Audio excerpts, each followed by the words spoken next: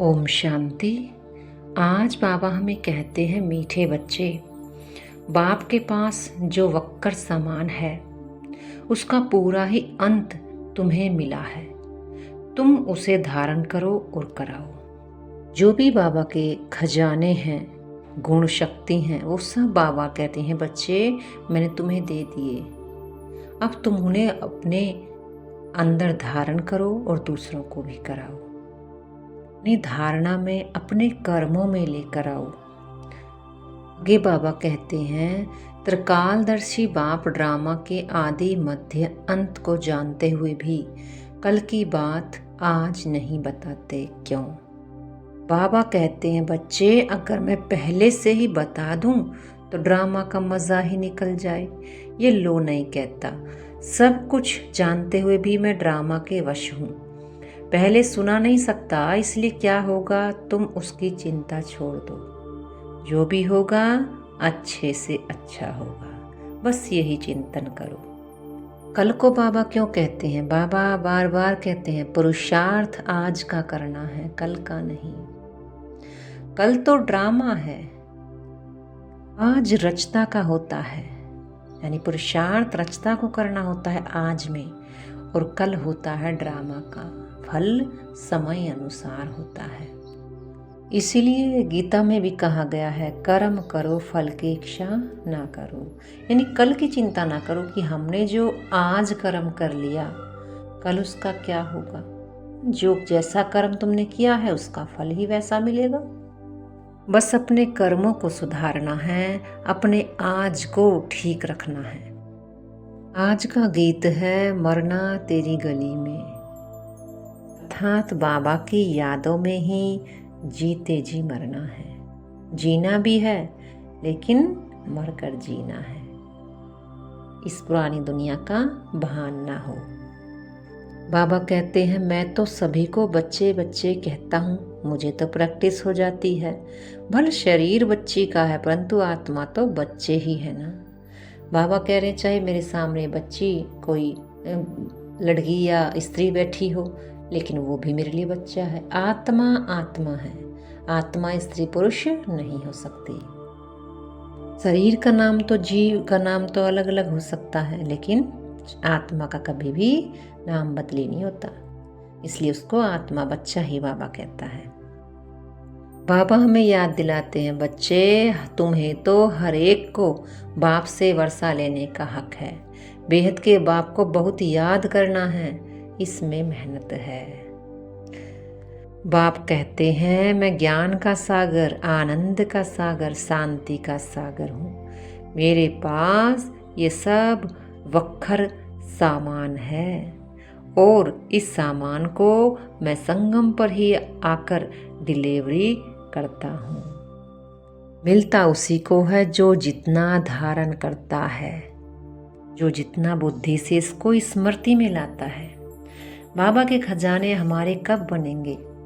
जब हम भी उनको कहेंगे, मैं मास्टर ज्ञान का सागर हूँ, मैं मास्टर प्रेम का सागर हूँ, मैं मास्टर आनंद का सागर हूँ। बाबा कहते हैं, जब तुम इसको अपना समझोगे ना, तभी ये वक्खर सामान तुम्हें मिलना शुरू हो जाएगा। जब तक बाबा का समझोगे, अपनी भासना नहीं आएगी, तो उतना ही बाबा का सामान आपको कम पहुंचेगा। अपना समझकर अधिकार से बाबा से लेना है। बाबा कहते हैं, साइंस भी रिफाइन होकर तुम्हारे काम आएगी। जो साइंस यहाँ पर बनी हुई है, यही और नई रिफाइन होकर के सत्युग में नई नई चीज़ों का आविष्कार करेगी। बाबा कहते हैं, मैं पहले से ही सब कुछ कैसे बता दूं।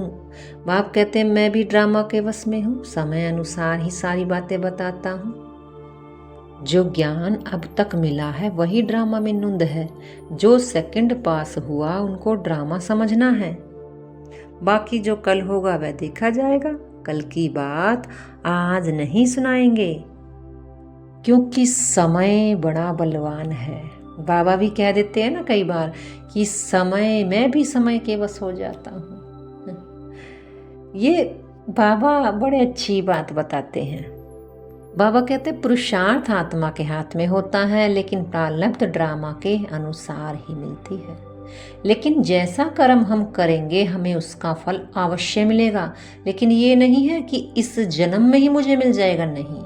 बाबा कहते हैं ड्रामा अनुसार समय जब होगा तब ने तुम्हें उसका फल अवश्य मिलेगा। बाबा कहे ड्रामा को भी समझना है, अम्मा मरे तो भी हलवा खाना, ये भी ड्रामा की भावी है।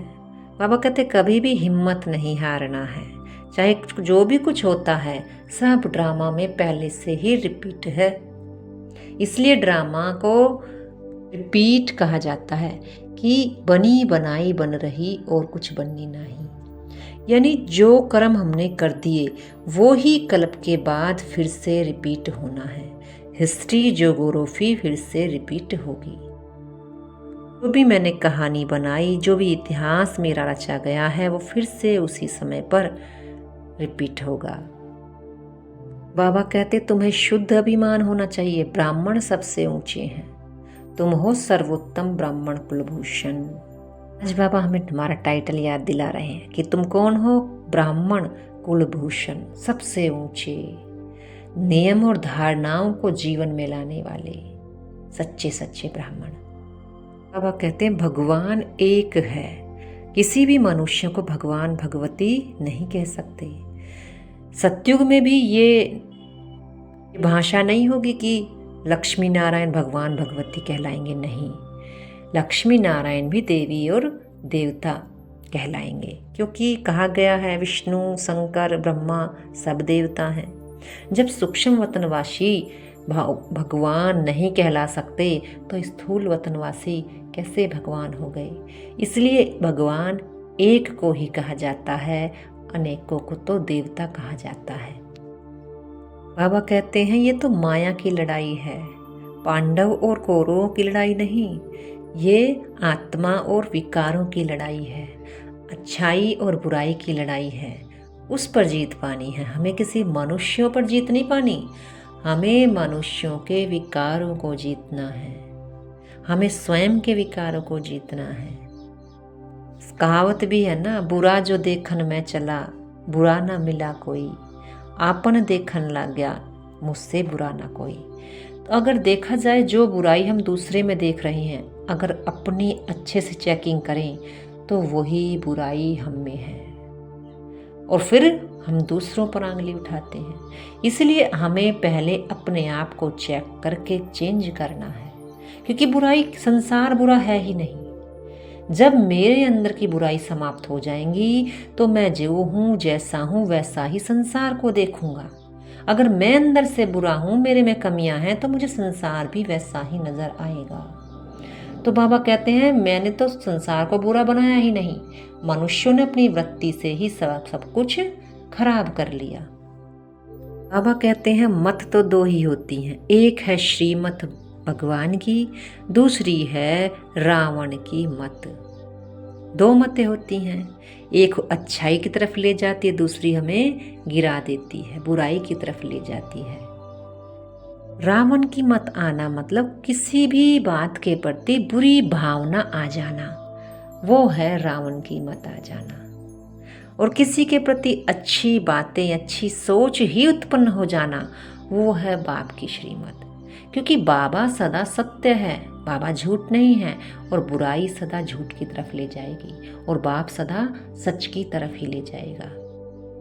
बाबा कहते हैं जिनको भोजन का कदर होता है तो उस समय बहुत मंत्र पढ़ करके फिर खाते हैं। तुमको भी परहेज तो बताई जाती है ना, कुछ भी मांस मदिरा नहीं खाना, तुम्हें तो देवता बनना है। देवताएं कभी कीचड़ पट्टी नहीं खाते, तुम्हें खान पान की बहुत परहेज रखनी है और याद में खाना भोजन करना है। धारणा के बिंदु हैं, देवता बनने के लिए खान पान की बहुत शुद्धि रखनी है, बहुत ही परहेज से चलना है। योग बल से भोजन को शुद्ध दृष्टि देकर स्वीकार करना है। दूसरी पॉइंट, परमपिता परमात्मा के हम बच्चे अथवा स्टूडेंट हैं, वह हमें अब अपने घर ले जाएंगे। इसी नशे में रहकर परम सुख परम आनंद का अनुभव करना है। वरदान है सेवा की लगन द्वारा लौकिक को अलौकिक प्रवृत्ति में परिवर्तन करने वाले निरंतर सेवाधारी भव। सेवाधारी का कर्तव्य है निरंतर सेवा में रहना, चाहे मनसा सेवा हो चाहे वाचा व कर्मणा सेवा हो। सेवाधारी कभी भी सेवा को अपने से अलग नहीं समझते। जिनकी बुद्धि में सदा सेवा की लगन रहती है उनकी लौकिक प्रवृत्ति बदलकर ईश्वरीय प्रवृत्ति हो जाती है। सेवाधारी घर को घर नहीं समझते लेकिन सेवा स्थान समझकर चलते हैं। सेवाधारी का मुख्य गुण है त्याग।